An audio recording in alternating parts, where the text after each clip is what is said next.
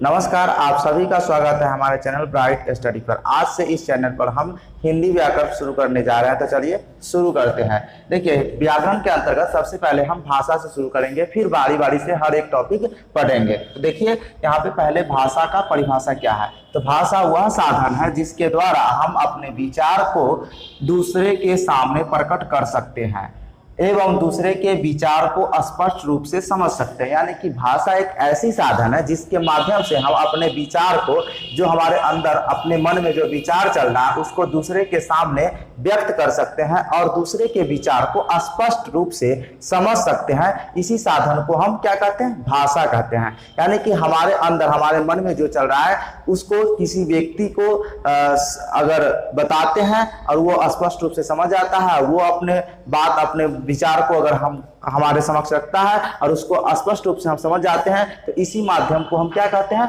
भाषा कहते हैं। ठीक है, क्लियर? चलिए, अब बात आता है कि भाषा कितने प्रकार के होते हैं। भाषा के प्रकार, तो भाषा मुख्य रूप से दो प्रकार की होती है। ऐसे भाषा कई प्रकार की होती है, लेकिन मुख्य रूप से भाषा कितने प्रकार की होती है? दो प्रकार की। पहला जो होती है वह मौखिक भाषा होती है और दूसरा लिखित भाषा होती है। अब बात आती है कि मौखिक भाषा किसे कहते हैं और लिखित भाषा किसे कहते हैं। तो देखिए, यहाँ पे मौखिक भाषा जिसका परिभाषा है, वह भाषा जिसे बोलकर व्यक्त किया जाता है उसे मौखिक भाषा कहते हैं। यानी कि वैसी भाषा जिसको हम बोलकर व्यक्त करते हैं उसे मौखिक भाषा कहते हैं। जैसे अभी मैं बोल रहा हूं और आपको मैं बोल करके बता रहा हूं जो कुछ, यह मौखिक भाषा कहलाएगा।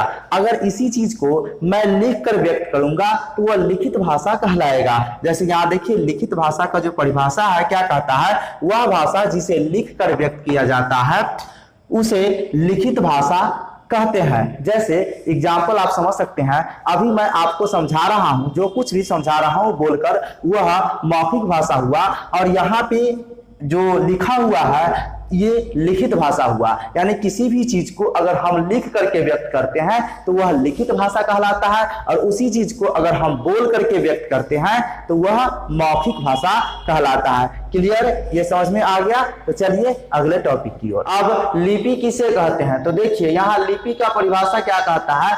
लिखने की कला को लिपि कहते हैं। यानी कि लिखने की जो कला है उसी को लिपि कहते हैं। किसी को हिंदी लिखने आता है, किसी को अंग्रेजी लिखने आता है, किसी को उर्दू लिखने आता है। उसी तरह तरह तरह के लिपि है जिसको जो भाषा लिखने आता है, और वो जो लिखने की जो कला होती है उसी को हम लोग क्या कहते हैं? लिपि कहते हैं। जैसे यहाँ आप समझ सकते हैं, यहाँ राम आम खाता है, यह हिंदी में लिखा गया है, तो यह जो लिपि कहलाएगा। ये जो लिखने की जो कला जिस किसी को भी आता है, और यह जो तरीका है, इसको हम लोग देवनागरी लिपि कहेंगे।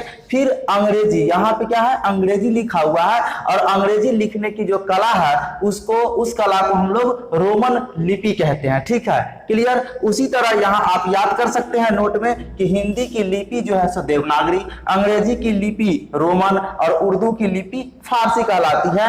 यानी कि अगर कोई बात अगर हम हिंदी में लिखते हैं तो वह लिपि जो कहलाएगा उसका लिपि देवनागरी, अंग्रेजी में लिखेंगे तो वह उसका लिपि रोमन कहलाएगा। अगर कोई बात उर्दू में लिखा हो तो उसका लिपि क्या कहलाता है? फारसी। ये चीज आपको एग्जाम में भी लिखने के लिए लिखा हुआ रहता है, वहां भी पूछता है कि आप जो आंसर शीट में जवाब किस लिपि में देना चाहते हैं, तो वहां पे अगर आप हिंदी में जवाब देना चाहते हैं तो वहां पे आप देवनागरी लिखेंगे।